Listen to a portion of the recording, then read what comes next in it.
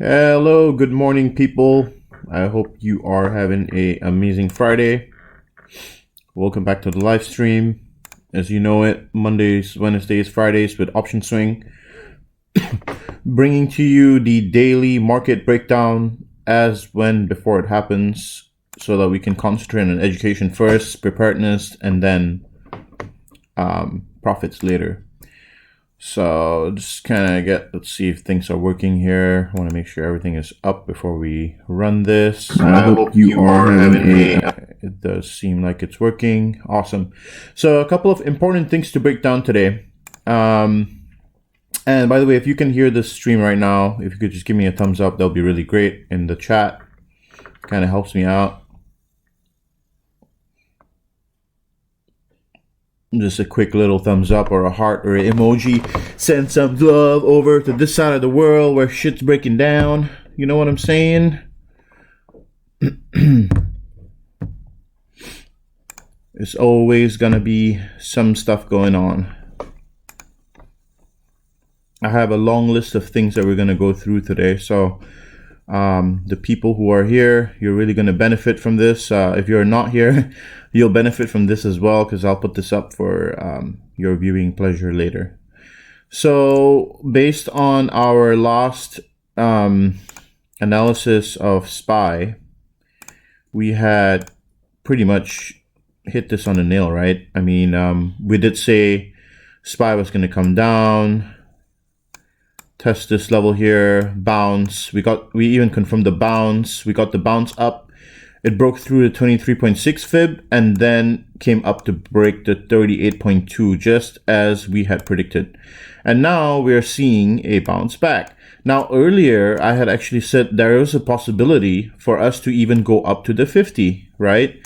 However, I see this being less likely now. And you know what? This may be the first wave of actually a wave recovery up to 50, but we're going to have to see how this plays out, because I think that it's going to be more probable that we see downside instead of upside right now. And you may be wondering why this happened and why yesterday, on a day when we had such bad news, this happened, right? The big green candle, right? These are all valid questions. Now, let's go through one thing first, and you guys all know this on the Option Swing channel. By the way, if you guys don't know what it looks like, this is what it looks like. We have an amazing platform where we have different rooms. We do earning call outs. We do members picks from various members. This guy, Kevin Fomo's on fire, recently been making tons of money. We have Option Swing himself, who makes trades. We have Jose, who is, one of our leaders as well, great technical traders. And we even have a bot, and I want to show you what our bot can do, because our bot is amazing. So one of the things that we can actually look for is the open interest on SPY. And if you do that, this bot actually pulls up what the open interest is. And you can see that today, on this very day, on the 27th of March, we have a higher put to call ratio, right? That based on open interest across all strikes and all strike price and stuff like that. So what does this mean, right, for the market, for the fact that there's a higher open interest on puts to calls? Well, it simply means that there are more traders betting on the downside rather than the upside. And when institutions have this kinds of information, they can easily bet against you to do what is called a short squeeze. Now, if you were wondering if this was really a short squeeze, yes, it was. And I'll show you the reasons why I believe so. There are several reasons why this was a short squeeze, okay? And I'm about to go through them with you right now. So, first things first, the amount of volume for yesterday compared to the rest of the days, if you see it right here, let me try and find a highlighter. Let's see, where's my highlighter at? Let's try a different color then. White, maybe. Oh yeah, this is good. Okay. If you look at the volume over the past 3 days and then compare it to yesterday, which is this one right here, it's much lower than the rest of the days. But we had a huge move. Okay, that says one thing. There were not a lot of participants in the market, but it still eventually drove the price up, which is interesting, isn't it? Now, the other thing that you have to take into account is VIX. you have to see how VIX moved yesterday, right? And if you look at VIX actually barely moved yesterday. VIX actually didn't move much at all. In fact, it moved one of the least in this entire volatile period. This was yesterday's movement, right? We didn't move much on the VIX. If this was indeed a reversal change where we saw, oh my God, everybody's rushing back into equities, let's go long, right? If this was a bullish, like a really strong bull case, then you would see VIX drop, right? Because the fear would start coming out of the market. However, this was not true. We didn't see VIX drop like a brick. We instead saw VIX kind of hover around this level because people were not sure on what's going on. Okay. And at the same time, let's look at bonds, right? We need to look at bonds. We need to look at VIX. We need to look at gold. These are three things that are constantly being adjusted with the market daily, right? Now, bonds is a very interesting and I believe is the key indicator to tell you that, we are essentially not in a corrective territory upward. Okay.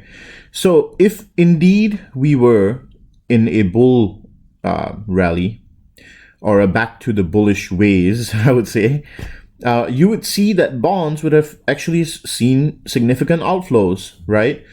And the more important thing is to note that now for 1 month and 3 month bonds, if you read the news, you would have realized that treasuries have now the rate on those bonds are now negative. Now you have to ask yourself a question: why would people want to hold bonds during this time when they can hold equities, right? If indeed this was a bullish rally that we were seeing to the upside, and we were seeing that the markets were going up because of a bull rally, why would people be buying government bonds and holding them and paying the government to hold them? That doesn't make sense at all. Why would you pay the government to hold bonds during a time when you think that you can get a better risk to return on equities? Okay, that is not right at all, or it doesn't make sense at all. So the 1 month and the 3 months bonds that were just issued, I think yesterday or day before yesterday, are now carrying negative interest rates, which means to say that people are paying money to own these bonds, which is crazy. So that's another reason why I would say the short-term rates on bonds people are rushing towards them. And if people are rushing towards bonds, it should give you a signal that people are still not risk on. We are looking at a risk on atmosphere before we go balls deep on this market. Okay. We want to see risk and then we can go play this bull run. But till you don't see risk, you ain't going to do that because it don't make sense. This bounce is bound to come back down, because another thing is you got to look at is gold. Now, one thing about gold is that yesterday, in fact, we saw gold move up at a very, very, very fast pace. And it's the same concept as bonds. If you know that the situation for equities are going to get better, why would you park your money in a safe haven, right? Bonds and gold are like safe havens, because you know that, over time they would be a safer asset to hold than your equities. Now, if yesterday's market rally was indeed a market rally back to recovery of all-time highs, then why would people be buying gold and bonds? It doesn't make sense at all. So the reason why people are buying gold and bonds is because they're waiting for the next crash. And so you have to be aware of these things when the market comes back down. And there's another one that we spoke about in the very first live seminar video. It was corporate bonds. And corporate bonds was an important one because with corporate bonds, you could also judge the credit risk atmosphere. And, we can see corporate bonds from a ticker, let's see, I believe it's, LQD, right? This one gives you the investment grade corporate bonds, right? Well, the funny thing is, this has been bought up over the past few days, right? Now, why are people buying corporate investment grade corporate bonds? And this has actually gained less than the broader market, which means to say, well, and this rally that you see is partly because of the bailout, right? They had a bunch of money. Companies are getting the idea of getting back a bunch of money, and so on that news, this corporate bond ETF is spiking on that news, right? All this debt that was once owned by these bad players, they're now being bailed out. So that's the reason why this spiked. However, this moved less than the broader market, almost like I want to say 50% less, which is not really that convincing. So that's the next thing that we need to track off, right? And those are just, the few things that you have to keep track of whenever you're playing in this market. As of yesterday, this is live feed right now. So the market's kind of selling off in a little bit. This was the big rally yesterday based on after the unemployment numbers. Well, there was a big rally. And now I think today we'll see a corrective wave back down to test either the 23.6, or if something goes out of control and the market really wants to squeeze today's put holders, then we're going to see a rally back to the 2800s. So two of these options are possible. It's either we go down or go up. My bet is that we will likely go down instead of go up. But yesterday's market movement was a pure orchestration to get put holders or short players to squeeze out of the market. It's a classic setup. You have bad news that was expected, and you had a whole bunch of people that were betting on bad news. So if a lot of people are betting on bad news, the best way you can, get, make more money on this. And why are short squeezes done? You have to ask yourself, right? They're done so that institutions can make a shit ton more money. Because if you for example, if you short SPY here, right, SPX, and then it's kept going up. At some point, you're gonna say, "Oh my God, I need to cover my short. You know what? I'm gonna get murdered here. I'm gonna cover my short, right? Something like that." Or actually, sorry, that's a bad example. Let's say you got into SPY there, and then over here you decide I'm gonna cover my short, right? Because let's say you entered at a bad position, and then it kept just going up and up. You would be like, "Oh my God, this is just way too much for me. I can't handle this loss, so I'm gonna cover." And the opposite of a short is a long. So when you cover your short, you're actually surging the price of the stock, right? Which is what would have happened to the majority of investors yesterday. And then it caused SPY to have that rally because shorts were covering, okay? So that's a basic breakdown of why yesterday happened. And I hope that was informative for you guys so that you can get my perspective on why that happened.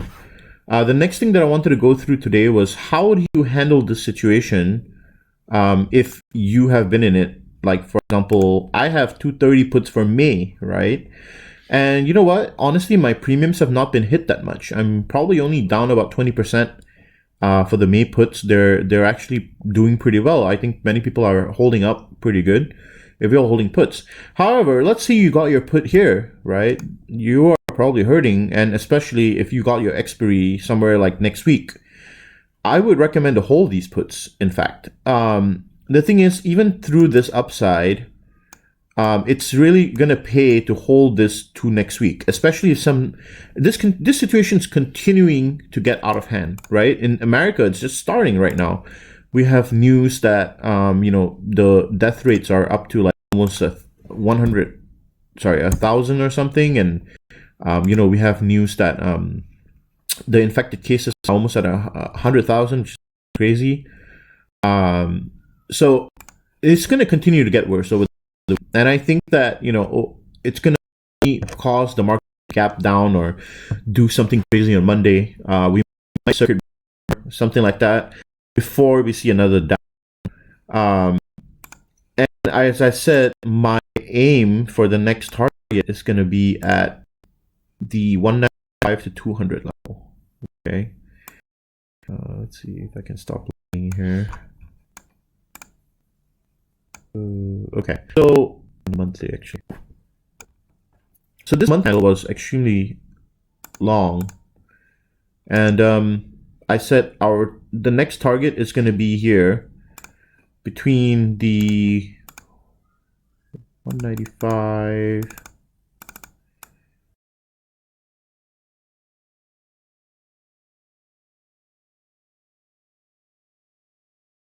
Let's see, 195 is going to be somewhere down here to 200.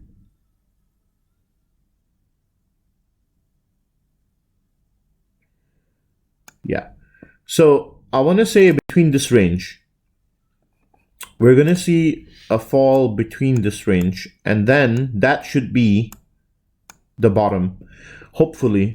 It could technically go lower than that, but if this candle closes below this moving average, and let's say the next month opens up here, right?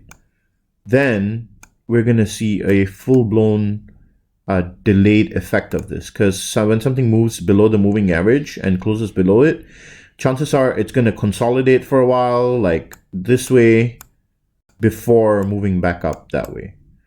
So we may see a very prolonged recovery of SPY if we close below this level. But let's see, because Monday is going to be the 30th, and there's a high chance that we see a recovery before then. So the next thing that I wanted to talk about was, and I kind of went through it already a little bit, is if you have a put position right now, how do you manage it? If you have positions for today, well, you're more than likely going to be losing most of the value of your contract, and you got short squeezed, and there's nothing you can do about that. My biggest advice to you is to take the loss and move on. Don't try to revenge trade this. If you try to revenge trade and you try to get back at SPY, guess who's going to lose? It's going to be you. SPY doesn't have any emotions, man. SPY's not thinking about you or thinking about what you think or what you have to say. SPY only cares about SPY. And so I recommend to not revenge trade this and try to be as disciplined as possible to let the trade go if you've made the mistake of taking the weekly contract today. If you have taken the contract for next week, I think that you should still be okay. And if you're holding May contracts like me, then you should be more than fine. This is the reason I always recommend to take contracts that are about 50 to 80 days out. That's the golden number, usually 50 to 80. These contracts usually give you a really good mix of Greeks, which is the Delta, Gamma, Theta, and Vega. So if you are holding those April puts, I think you should hold them. And if you are hurting from today expiry puts, move on from them. Take the L, say, you know what, I made a mistake and I'm going to just move on from this trade. Don't even think about it. Just be like, next, you know. Okay, cool. So we kind of went through that now. And the next thing that we're going to go through is going to be some powerful trade setups that you can take for next week, okay? And I believe in this play pretty good with bonds. So as you see the Fed continuing to put things on its balance sheet, we're going to see TLT spike. And when TLT spikes, it's going to be epic because we have seen highs of 180. And as the market goes down, people are going to actually buy more bonds as well. With the Fed already performing QE, it's going to be a very rough situation. So what I see happening is going to be bonds spiking up. However, I want a better entry on this. So I'm actually waiting for bonds to hit about 160 before I get in. So the key point where I want to buy bonds is going to be about the 159 to 160 zone. And I want to get long in bonds to take about May or June expiries. Because I feel like this is going to be a prolonged thing. So this is one play you got to look at, and the reason being because when treasuries purchase bonds, I got to use a different color here. So let's say when Treasury purchases bonds, right, they are taking the number of bonds out of the market, and so the less number of bonds in the market, the more the price of the bonds, right? Okay, so far so good. And then also when they print money at the same time, which is how they're funding the bonds to buy them, this causes the rate of the bonds to have an inverse effect. So that's something that's going to continually happen as the Fed expands its balance sheet. Okay, and you gotta remember that basic thing. And then the other thing that you want to look at is also going to be gold, which I really like right now. So try and check out what gold is doing, because gold is another important one to track right now. And I think getting long gold is good. However, we kind of missed an entry when it was trading really low. This was a really good setup. And it's fine. You know what? You can't get them all right. You have to be right only more than 50% of the time in order to succeed in this market. So I would recommend wait for a pullback, as I said, on the general market, and then get in long gold as well.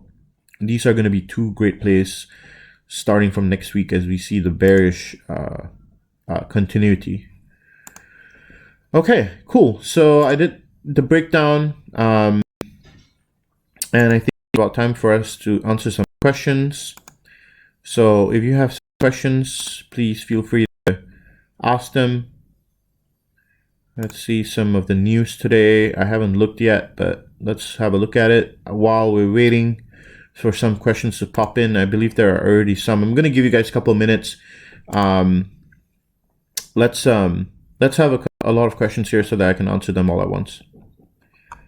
Okay, so fearing next wave, China doesn't want its diaspora coming back. Okay, so here we already see China is possibly facing a multiple wave situation, which is if China, the country that handled this virus the best, sees a second wave, then we're definitely seeing prolonged effects of this condition, this pandemic. And I don't think that the US will be able to like stop it right away, especially with, you know, the politics that are involved. You see, with China, they have a communist system, right? And so what they say goes. Even though it's slightly tough for the people to handle, they still do it because they're like, okay, you know what, we'll just all believe in it, and then it's gonna help the situation. But in US, there's political parties, there's money involved, there's lobbying, and so when that happens, it's gonna be harder for the US to deal with that situation. US futures drop, Europe stocks, bond rise. Okay, this makes sense. We were expecting this today.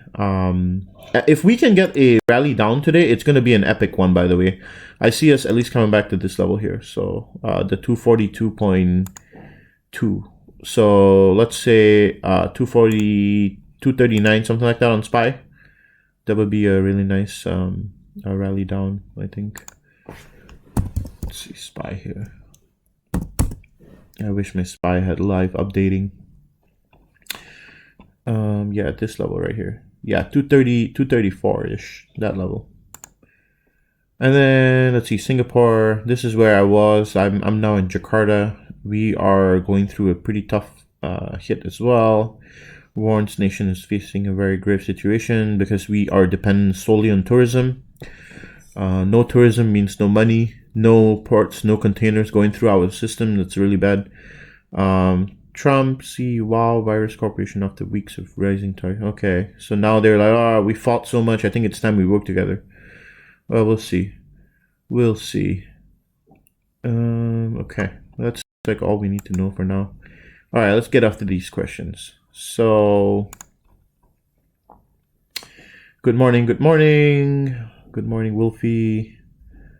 Great content so far. Thank you very much. Maybe gonna buy some gold. Awesome. Yeah, that's definitely a good play. What does it mean to gap up or gap down? Gapping up or gap down means simply when you open up from a low, like let's say this candle closed here, right? For a bearish candle, this one closed here. And then it opened up here. That's a gap. So the gaps are often filled, but there is a understanding between all traders that we know that eventually all gaps are filled. So this gap was actually filled the next day. Not all the way, but it did kind of fill it.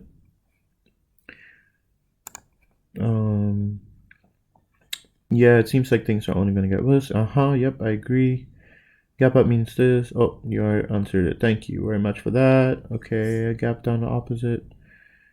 Expires 4-6 should we hold? Yeah, I think you should hold 4-6. 4-6 should be good. 4-6 is you should be okay with 4-6. Hold those, but I would definitely keep track of the 4-6 expiries and make your decision next Wednesday. Since your expiry is on Monday, your theta would be at maximum drain by after Wednesday, which is Thursday. So hold those contracts till Wednesday and see what happens, but you're gonna have to make a decision by Wednesday. And then 50 to 80, what about Delta? What is this? Other bonds of interest other than TLT. Are you buying more Sberbank Russia? So I am looking to add to my Sberbank Russia position. However, I'm not sure if I'm going to add them today. I'm pretty tempted to add them today. I'm not going to go too deep though. Yesterday we were up about 3% on those. That was nice. Actually, almost 6% for the day if you bought in the morning. But I bought in closer to the middle of the day, and so I only made like 3%. So that was a pretty decent play yesterday. I see Sberbank going higher and higher. Okay, and yeah, I went through the bonds already. And let's see. Yeah, next week. Okay, cool. Do you guys have any other questions today? I'm sure that we could find more questions to answer. Maybe anything about trading styles, position sizing, any burning questions you have about just general trading. And if you haven't already, please go ahead and drop a like right here. Blow this shit up. It would mean to me if you put a comment with what you would like to see in the next live stream. It could be something simple. Or if you don't have anything that you would like to see in the live stream, just leave like an emoji so that I know that you've been here. That would be really helpful.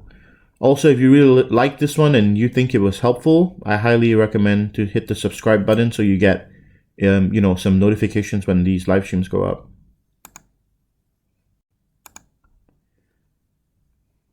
Let's see. Is theta decay constant or end trading day? It's constant. So, for example, if you have a weekly expiry contract and it's the day of the contract, the theta is going to be draining every minute, every second. It's just like an agreed upon psychological construct. Let's see. Yeah, I have SPY 46221 puts. How risky is this? I think this one's actually decent. I think you'll be okay with it. Hold it till next Wednesday. Well, yours is 4-6. Yeah, 4-6 is gonna be, let's see. Yeah, you should be okay, man. As I said, keep track of that one till Wednesday and see how it performs. If you're still down on that one, then cut it and roll over your contract to a deeper expiration.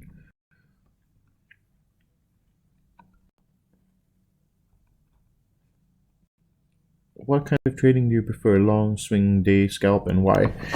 Great question, man. I honestly do all of them. I have a couple of long positions. I have a couple of swing positions. I do day trades when I see the opportunity and scalps as well. If you ask me which one's my favorite, I like scalping. But in this environment right now, scalping may actually be the best method to get in and out because of the volatility. For example, it's easy to see scalp setups when you're looking at the 5-minute chart or if you're looking at the 1-minute chart. For example, if you see a burst like this and then you see the hammer, which is at the top of the formation. I've been through this candlestick pattern on the technical analysis video. If you haven't already checked it out, I highly recommend to check it out. For example, you see a hammer candlestick pattern like that, and then you see a rally up. You can take the short position right here and ride this wave down as a scalp. I personally like scalps because, they're like easy for you to get in and out, and, you can make a really shit ton of money if you know what you're doing. The rest of them, it's risky, but, you make good, decent money too. I have a 221 4-3 put. Should I sell? Yeah, the 4-3 is going to be a bit more risky. However, you have a bit of time. I would hold it till Monday at least, and then see how it goes. Thank you for your pre-market. You are very welcome, man. I enjoy doing this, so I hope that it helps you. Thank you very much. What program or view do you use for your trends? I use TradingView for charting, and then I use my broker as well. This one's just a demo account, but I like using this one because of the way it charts, and I have access to the currencies as well, the Forex currencies, which is what I keep track of as well. Like, for example, the pound USD, you know, you got to keep track of this one. You got to see how it's performing throughout the day to see what is the dollar doing against major currency pairs. As you guys know, we have 4 major currency pairs: the pound, the euro, the Japanese yen, and also the Swiss franc. Also see what is the pricing of the USD versus the Singapore dollar for exchange rates purposes, etc., etc. And then I get access to, you know, a bunch of other stuff: US oil, UK oil. I have the Asian exchanges on here, and then I have some stocks as well, a bunch of stocks, cryptos, VIX as well. So yeah, it's important to keep track of everything. And I like this broker, like the way as I told you, I keep my indicators so simple that I don't like to mess with too much technicals, just because it's very, very misleading sometimes. Cool. I'm gonna guess that we don't have any more questions, and if so, I'm gonna end this live stream right here. I'm gonna maybe give you guys another minute or something, see if you have any last questions.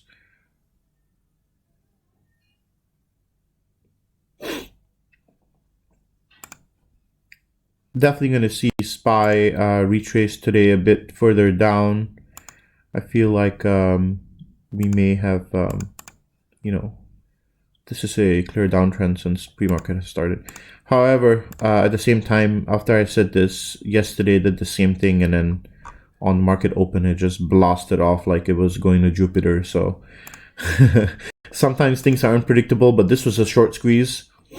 So today we hope that we see this short squeeze unwind and all the players who bought in yesterday start to unwind their positions on the way down today. So I am holding a majority of my options that I have for puts. By the way, I just wanted to once again mention, if you aren't already subscribed to Option Swing, I highly recommend you to go at least have a look at their Instagram page. It's at Option Swing. We have a lot of great content that's there for you for free. It's free. You don't even need to join if you didn't want to, but it's always good to look at different content and make sense of what we are doing. As a community, we are engaging with you guys to make sure that you have the tools to succeed as a trader. You need to be able to trade in a group in order to succeed. If you are trading alone, your trading your career is going to be, number one, pretty boring, and you not be able to find opportunities. If there's 800 people looking for something and one person finds something, they're going to share it with 800 people and everybody is going to make money. That's just the idea behind it, right? And on top of that, we have a dedicated team to do earning reports. We have, a great community of people that are just good vibes. We always teach more than anything. We concentrate on a very big content of education, which is, our educational chat, which I spearhead and I lead. And we make sure that we answer every single question on here. So I highly recommend, if you want to look at it just for the value in terms of education, that's what's important as well. Great. What do you use for your trends? What do you think of the dollar? Could spike past 104 DXY? Yeah, the dollar is probably going to spike higher if SPY moves below the lows that we have made before. So keep that in mind with the dollar as well. But for right now, I think the dollar has gone a bit way too high. And so be careful with that as well. Just overall, I would try to short the dollar on the top. But then again, don't try to find the top. How should we deal with USD? They're printing, purchasing real gold, silver, invest in cryptocurrencies. Our dollars will devalue this. Well, with gold being a safe haven right now, I think cryptos, this might be a more kind of a complicated situation. Um, with cryptocurrencies, you never know where it's going to go. In fact, I was actually toying with the idea of buying a couple of coins when Bitcoin hit like a low last week or something. But I didn't pull the trigger, and now I kind of regret it because I would have made it easy, like 40% on that. I wasn't fully in news lately, but there was a reason we had green days. What do you expect to happen? I actually did a full breakdown on the green days. This video is going to be up after this live stream ends, and I highly recommend you to watch it from the start to the end. And I actually went through exactly why the green days happened. So just to give you like a short answer, it was a short squeeze. Does Trump think our dollar is worth? Hello, Fitri. Does Trump think our dollar is worth more, and everyone wants it to? So we will print more and more without fear of devaluation. I mean. No, I don't think this is possible. So you have to understand one important thing is that the central bank and the government are two different entities in the United States of America. They have full autonomy, the central bank and the treasury. So for Trump to have a effect on the central bank is a very big allegation. I don't see that being the case, honestly. I think that the U.S. dollar has valued so much because people are scared, and so they have all rushed to buy a currency that's 60% of the world's currency in a time like this when everybody wants to own a safe haven. And since majority of financial assets and financial instruments are denominated in the USD, hence people buy more US dollars so that they have a better FX swap against those financial instruments. Just to put it that way. So, but you're definitely going to see the US dollar devalue at some point because people are going to start selling dollars to invest into other financial instruments or emerging markets. Great. Are there any more questions for me today? By the way, if you haven't already hit that subscribe button, please do. And leave me a comment. Like, just post an emoji, man. Honestly, it makes me feel good to have you guys here, and I really thank you guys for even being present. It really makes my day for even being here. Drop an emoji. Drop what you want to see in the next live stream. Give me some feedback. Even hit this like button so that I know that you guys are watching. It really helps out. When do you feel comfortable buying stocks, or do you average down as the market goes down? If you already have a portfolio with stocks in them, I would recommend to hold them and then keep averaging down as we hit further down. If you were thinking when to buy, the answer is there is no right time to buy. You could honestly accumulate positions on the next down, or you could accumulate positions on somewhere in this range, right? When SPY is trading between 220 and 240, I would accumulate in that range, but I would keep a close eye because I see us going further down to the 190, 200 range, which is around here. So I would be careful because we have already broken this support here, and the next natural support is going to be around this range, the 200 to 190 range. So yeah, great. Well, thank you guys for tuning in. I really appreciate all of you guys being here. I'm going to continue to do these every Monday, Wednesday, and Friday. I'm going to make an Instagram post about it. Meant to do it earlier, but just kind of got caught up with some stuff. Work is going insane right now. But really, thank you so much for being here and listening to this live stream. The questions that you ask are also helping me learn. Just know that. And, we are all in this together to help each other. My role is to guide you guys and break things down in a way that I understand so that you would not take such a steep learning curve to get sped up in the process. And I truly hope that kind of helps you guys. Would you recommend entering any swing positions over the weekend? I would recommend entering SPY puts for long dated puts. So like maybe May or June. Let's see. When you thinking for 200 SPY? I would say a month out, roughly, maybe even more. Thank you for the video. Time to go. Thank you very much, guys. I really appreciate you guys. Much love to you guys. Much love to you guys. All right. Awesome. Well, good luck for the market today, and I will see you guys next time on Monday.